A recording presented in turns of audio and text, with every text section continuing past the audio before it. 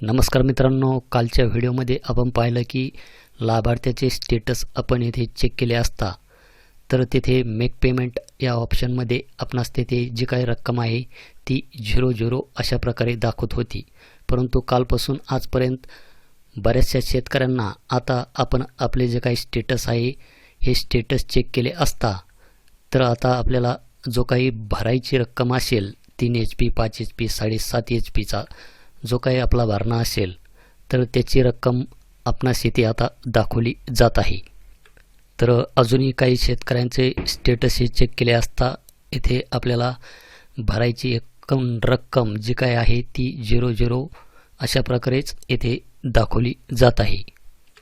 तर मित्रांनो, यामध्ये काही शेतकऱ्यांनी कालच पेमेंटचा भरणा केलेला आहे आणि पेमेंटचा भरणा करून सुद्धा त्या लाभार्थ्याला त्याच्या पोर्टलवर पेमेंट भरण्यासाठी परत ऑप्शन तिथे दाखवले जात होते। म्हणजेच पेमेंट करूनही तिथे पेमेंटचे ऑप्शन परत तिथे दाखवले जात होते।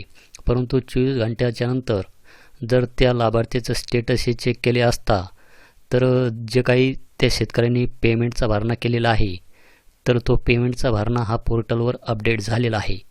तर मित्रांनो, आपण येथे पाहू शकतात की अर्जाच्या सद्यस्थितीमध्ये A1 form submitted with payment अशा प्रकारे माहिती तेथे दाखवली जात आहे। तर ज्यांनी पेमेंटचा भरणा केलेला आहे तर अशांचे जे काही पेमेंट आहे हे पोर्टलवर अपडेट झालेले आहे। तर अजून काही जणांचे झाले सुद्धा नसतील। तर यामध्ये कधीकधी 24 घंट्याचा वेळ सुद्धा लागू शकतो किंवा आपण जर पेमेंट केले तर आपला जो काही पेमेंटचा भरणा आहे हा पेमेंटचा भरणा हा पोर्टलवर तात्काळ सुद्धा अपडेट होऊ शकतो। तर मित्रांनो, इथे आपण पेमेंटचा भरणा करून सध्या तरी काही उपयोग नाही असे माझे वैयक्तिक मत आहे। कारण की यामध्ये ज्या काही कंपन्या असतील त्यांचे टेंडर रेट हे ठरलेले नाहीत। त्यामुळे आपण जे काही भरलेले पैसे आहे हे भरलेले पैसे यामध्ये गुंतून पडण्याची शक्यता आहे असं माझं वैयक्तिक मत आहे। तर मित्रांनो, पेमेंटचा भरणा केल्याच्या नंतर आपणास कंपनी निवडण्याचे ऑप्शन हे दाखवले जाते। परंतु या बाबतीत जर आपण येथे स्टेटस हे चेक केले असता तर आपण येथे जी काही रक्कम आहे ती भरणा केलेली आहे आणि ती पोर्टलवर अपडेट सुद्धा झालेली आहे। त्यानंतर येथे सूचीबद्ध पुरवठादाराची निवड म्हणजे आपणास येथे आपली कंपनी ही इथे निवडून घ्यावी लागते। तर मी येथे क्लिक करतो। त्यानंतर जो काही लाभार्थी क्रमांक आहे तो येथे टाकतो आणि शोधा या बटनावर क्लिक करतो। शोधा या बटनावर क्लिक केल्याच्या नंतर मित्रांनो, आपण येथे पाहू शकतात की आपल्याला अर्जाच्या सद्यस्थितीमध्ये तेच दाखवले जात आहे की जसे की A1 form submitted with payment आणि येथे खाली कसल्याही प्रकारचे जे काही आपणास कंपनी निवडण्याचे ऑप्शन आहे ते इथे दाखवले जात नाही। त्यामुळे सध्या तरी आपण यामध्ये पेमेंट करत असताना तर सध्या तरी आपण यामध्ये पेमेंट हे करू नका। कारण की पेमेंट केल्याच्या नंतर ज्यावेळेस कंपनी निवडण्याचे ऑप्शन येईल त्यावेळेस आपण बिनधास्त यामध्ये पेमेंट हे करून घ्या। त्याचप्रमाणे मित्रांनो, आपण जर नवीन अर्ज भरल्याच्या नंतर आता आपणास तात्काळ पेमेंटचे ऑप्शन तेथे येऊन जाते। तर आपण यामध्ये पाहू शकतात की हा अर्ज आहे 30 ऑक्टोबर 2024 म्हणजे आजच्या तारखेचा हा अर्ज आहे। हा अर्ज भरल्याच्या नंतर लगेचच इथे आपणास पाहू शकतात की इथे रक्कम भरणा करा म्हणजे जे काही पेमेंटचे ऑप्शन आहे हे पेमेंटचे ऑप्शन हे लगेच यामध्ये एनेबल होऊन जाते। तर मित्रांनो, पेमेंटचा भरणा करता वेळेस आपल्याला जे काही लाभार्थी पात्रतेचे निकष आहे हे निकष आपणास माहिती असणे हे गरजेचे आहे आणि मी ते कालच्या व्हिडिओमध्ये सुद्धा सांगितलेले आहे। कारण की यामध्ये काय होतं की बऱ्याच शेतकऱ्यांनी यामध्ये चुकीचे फॉर्म हे भरलेले आहेत। तर चुकीचे फॉर्म कशा पद्धतीने, तर काहींच्या सातबाऱ्यावर विहिरीची किंवा बोरची नोंद नसणे, त्याचप्रमाणे एखादा लाभार्थी जर जनरलमधून असेल तर त्यांनी SC ST कास्टमधून फॉर्म भरणे, तर अशा प्रकारचे विविध कारणे हे यामध्ये असू शकतात। तर असे जे काही अर्ज आहे हे अर्ज यामध्ये पेमेंट केल्याच्या नंतर सुद्धा बाद होऊ शकतील।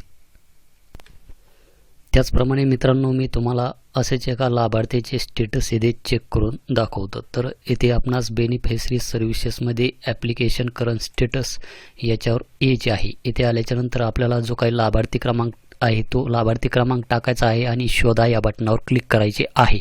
तर हे जे काही ॲप्लिकेशन आहे तर हे ॲप्लिकेशन ST या कॅटेगरीचे आहे. तर आपण इथे पाहू शकतात की इथे रक्कम भरणा करा. तर रक्कम भरणा केल्याच्या नंतर आपण इथे पाहू शकतात की सौर पंप किमतीमधील लाभार्थी हिस्सा येथे 00 दाखवत आहे. त्याचप्रमाणे जो काही GSTचा कर असेल, इतर वस्तू सेवावरील कर असेल तर येथे संपूर्ण हे जे काही आहे तर हे 00 दाखवत आहे. तर काहींच्या लाभार्थीचे स्टेटस चेक केले असता तिथे रक्कम ही दाखवली जात आहे. तर अजूनही काही लाभार्थ्यांच्या स्टेटसमध्ये अशा प्रकारे 00 अशा प्रकारेच दाखवत आहे. तर पेमेंटचा भरणा हा कशा पद्धतीने करायचा त्याची पण माहिती तुम्हास मी या व्हिडिओमध्ये देऊन टाकतो. तर आपण येथे पाहू शकतात की आपल्याला ह्या ज्या काही अटी आहे ह्या अटी एकदा वाचून घ्यायच्या आहे. त्यानंतर आपणास येथे हा जो काही चौकोन दिसत आहे याच्यावर क्लिक करून भरणा करा याच्यावर आपल्याला क्लिक करायचे आहे. त्यानंतर आपल्याला अशा प्रकारे डॅशबोर्डला दाखवेल. येथे बेनिफिशरी नेममध्ये त्या शेतकऱ्याचे नाव दाखवेल. त्यानंतर येथे बेनिफिशरी नंबर दाखवेल जो काही असेल आपला तो. त्यानंतर येथे आपण पाहू शकतात की यू हॅव सिलेक्टेड टू पे 0 आणि त्या पोर्टलवर जर आपणास तेथे रक्कम जी काही असेल 3 HP 5 HPची जर दाखवत असेल तर ती रक्कम येथे दाखवली जाईल. तर या लाभार्थ्याच्या स्टेटसमध्ये 00 अशा प्रकारे दाखवले जात आहे. त्यानंतर आपण येथे internet banking, credit card, debit card, digital wallet, cash cards आणि UPI यापैकी कोणत्याही एका माध्यमातून येथे पेमेंट करू शकतात. तर मी येथे UPIद्वारे पेमेंट हे करून घेतो कारण की UPIद्वारे पेमेंट हे जलद गतीने होते आणि यामध्ये पेमेंट अडकण्याचे चान्सेस हे कमी असतात. तर UPI हे सिलेक्ट केल्याच्या नंतर आपल्याला येथे सिलेक्ट वन, तर आपण येथे UPI किंवा UPI QR कोड यापैकी कोणत्याही एका माध्यमातून पेमेंट करू शकतात. तर मी येथे UPI हे ऑप्शन निवडतो. त्यानंतर SBI पे जो काही गोलाकार वर्तुळ दिसत आहे याच्यावर आपणास क्लिक करायचे आहे आणि सबमिट या बटनावर क्लिक करायचे आहे. त्यानंतर आपणास पाहू शकतात की याचे जे काही पेमेंट आहे हे पेमेंट येथे झालेले नाही कारण की तेथे पेमेंट रक्कम भरणा जी काय आहे ती 0 दाखवत होते. त्यामुळे अशा प्रकारची ब्लँक रिसिप्ट येथे आपणास दाखवत आहे. इथे फक्त हा जो काही सिम्बॉल आहे हा सिम्बॉलच येथे दाखवला जात आहे. जर यामध्ये आपले पेमेंट यामध्ये झाले नाही तर आपण पाहू शकतात की येथे मागील पेमेंट प्रक्रियेत आहे, कृपया 15 मिनिटांनंतर प्रयत्न करा अशा प्रकारे तेथे माहितीही दाखवली जाते. जर एखाद्या लाभार्थ्याचं पेमेंट हे तेथे झाले नाही किंवा पेमेंट एखाद्या लाभार्थीने तेथे कॅन्सल केले तर आपल्याला येथे 15 मिनिटापर्यंत किंवा जास्तीत जास्त यासाठी 3 ते 4 ताससुद्धा यामध्ये लागू शकतात की नवीन पेमेंट भरणा करण्यासाठी. तर या व्यतिरिक्त जर आपले काही प्रश्न असतील तर खाली कमेंटमध्ये टाका. भेटूया अशाच एका नवीन व्हिडिओमध्ये. धन्यवाद.